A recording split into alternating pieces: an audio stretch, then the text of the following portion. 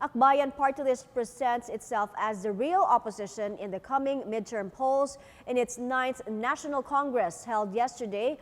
Other prominent politicians expressed their solidarity with Akbayan. Hanati reports. Party list and progressive group Akbayan declares itself the real opposition as it gears up for the upcoming local and national elections.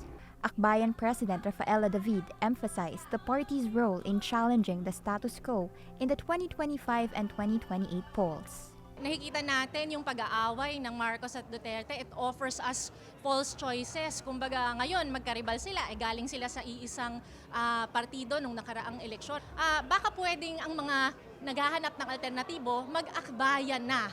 Akbayan sees the need to prepare early, noting other groups have had decades to consolidate power. May reflection kasi na nung 2022, nung tumakbo si VP Leni, parang kinulang ng runway para makatakbo bilang presidente. 211 days nung nagdeklara for a presidential run na may kalaban ka na dekadang nagprepara. Senator Risa Ontiveros, who takes the lead in the opposition, echoed this sentiment.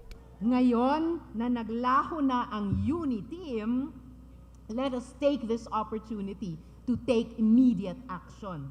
Maghanda tayong lumaban muli para sa 2025, muli sa 2028, at mulit-muli araw-araw hanggang sa makamit natin ang isang Pilipinas na pantay at makatarungan para sa lahat.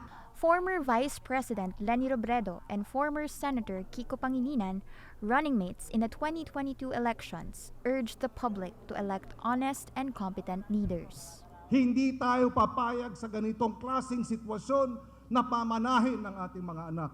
Ang imperative sa atin, madagdagan ng mga kasama ni Senator Risa sa Senado, magkaroon ng mas maraming kakampi sa lokal, itanim sa diwa ng lipunan ang buod ng ating ipinaglalaban. Other prominent opposition leaders expressed their solidarity as Akbayan held its 9th National Congress. Your shared vision of what we want to see in our country. That's why, to me, I am very proud to stand with Akbayan. Mula po noon hanggang ngayon, hanggang sa mga susunod, ang Akbayan po at ang aming opisina lagi pong magkasama. Kaya in the next few months, I look forward po to being part of this new fight with you. Akbayan has yet to finalize its slate in time for the filing of the candidacies in October. Hanati, Billionario News Channel.